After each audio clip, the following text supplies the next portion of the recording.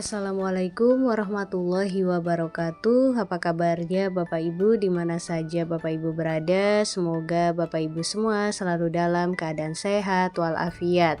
Nah, Bapak Ibu berjumpa kembali pada channel YouTube Desti Hidayat, dan di video kali ini untuk informasi yang akan saya sampaikan bersumber dari laman jpnn.com dengan judul Surat Kemendagri dan Kepmenpan RB jadi senjata honorer R2 dan R3 diangkat P3K paruh waktu.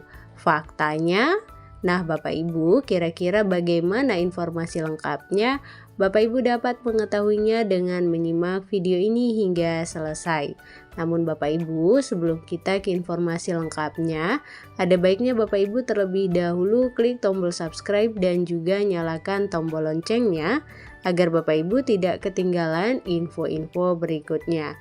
Dan nantinya jika dirasa informasi ini bermanfaat, Bapak Ibu dapat men-share agar tersampaikan kepada yang membutuhkan.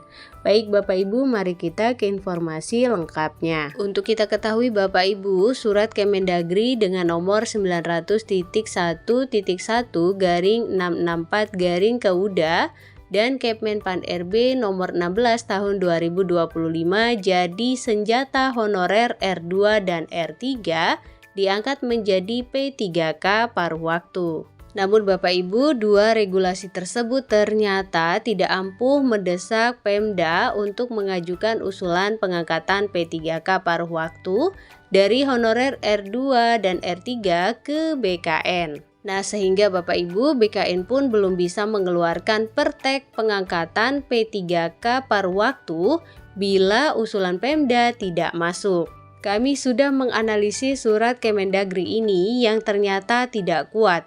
Itu dibuktikan dengan banyaknya honorer yang kena PHK, kata Ketua Umum Asosiasi Pegawai Pemerintah dengan Perjanjian Kerja Indonesia, Nur Baiti kepada JPNN pada Selasa 8 April 2025. Dia menilai pernyataan BKN bahwa honorer R2 dan R3 tanpa kode L tidak masuk dalam penuntasan Oktober 2025 membuat Pemda makin bersemangat untuk tidak mengajukan usulan P3K paruh waktu. Padahal tahun depan tidak ada afirmasi lagi bagi honorer. Penegasan pemerintah yang disampaikan Mensesnek Prasetyo Hadi itu, kata Nur, menimbulkan kekhawatiran bagi honorer khususnya R2.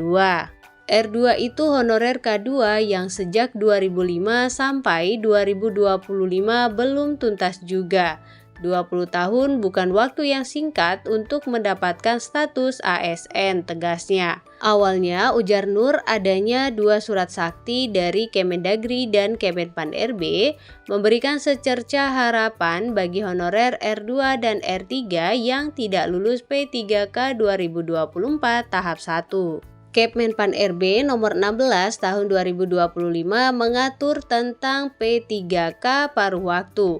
Surat Kemendagri nomor 900.1.1/664 mengatur soal penggajian P3K paruh waktu.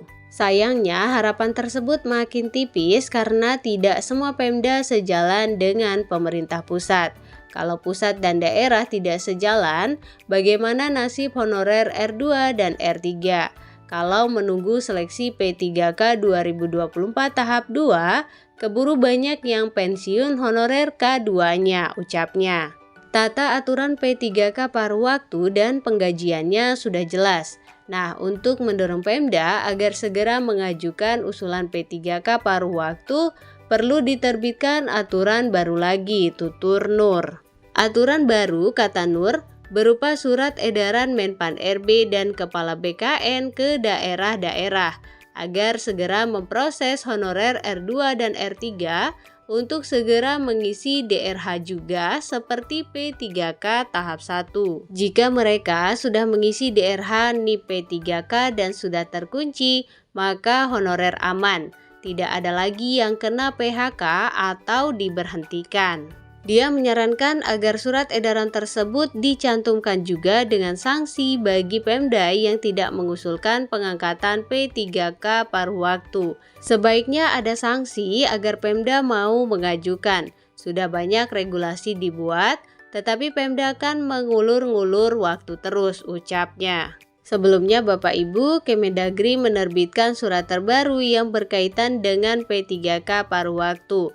Honorer yang sudah kena PHK bisa selamat. Surat Kemendagri nomor 900.1.1/664 tertanggal 14 Februari 2025 dan ditandatangani PH Dirjen Bina Keuangan Daerah Kemendagri Horas Panjaitan ini ditujukan kepada gubernur, bupati, wali kota seluruh Indonesia. Dirjen Horas menjelaskan terbitnya surat tersebut karena adanya pertanyaan dari beberapa pemerintah daerah atas penganggaran gaji bagi P3K paruh waktu. Alasan lainnya ialah karena ada amanat pasal 66 Undang-Undang Nomor 20 Tahun 2023 tentang ASN yang menyatakan bahwa pegawai non-ASN atau nama lainnya wajib diselesaikan penataannya paling lambat Desember 2024. Sejak UU ASN 2023 mulai berlaku, maka instansi pemerintah dilarang mengangkat pegawai non-ASN atau nama lainnya selain pegawai ASN, tegas Horas. Dia menyebutkan ada 4 petunjuk Kemendagri kepada dengan hormat disampaikan hal-hal sebagai berikut. Yang pertama, bagi pegawai non-ASN yang sedang mengikuti tahapan seleksi tetap lanjut bekerja dan diberikan gaji sesuai dengan besaran yang diterima sebelumnya. Selanjutnya, sumber pendanaan untuk gaji sebagaimana dimaksud dianggarkan dalam belanja jasa.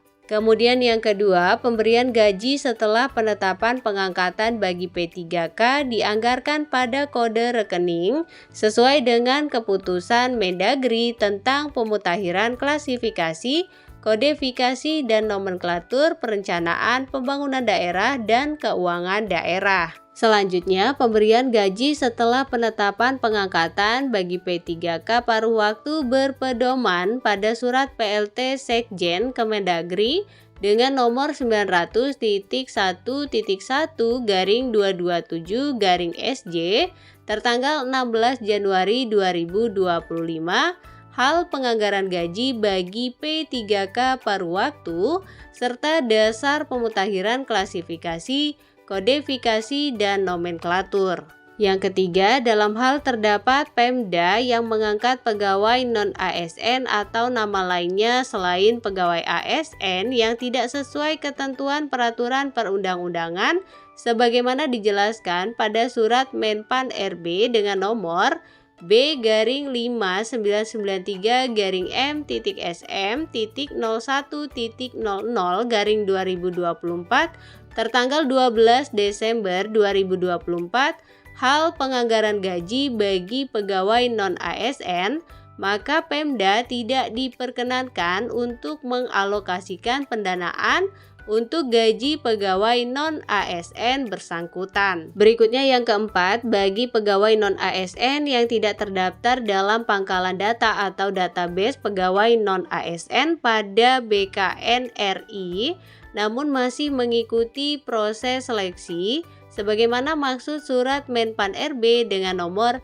B-5993-M.SM.00/2024 dapat dilakukan pengalokasian dan pembayaran gaji pegawai non-ASN dimaksud. Surat Dirjen Bina Keuangan Daerah Kemendagri ini mendapat respon positif dari pentolan honorer K2. Demikian Bapak Ibu informasi yang dapat saya sampaikan, semoga mudah dipahami, bermanfaat, dan juga menambah wawasan. Jangan lupa Bapak Ibu untuk share video ini agar tersampaikan kepada yang membutuhkan. Berikan like pada video ini, klik tombol subscribe dan juga nyalakan tombol loncengnya agar Bapak Ibu tidak ketinggalan info-info berikutnya. Terima kasih Bapak Ibu, salam sukses, salam sehat selalu. Assalamualaikum warahmatullahi wabarakatuh.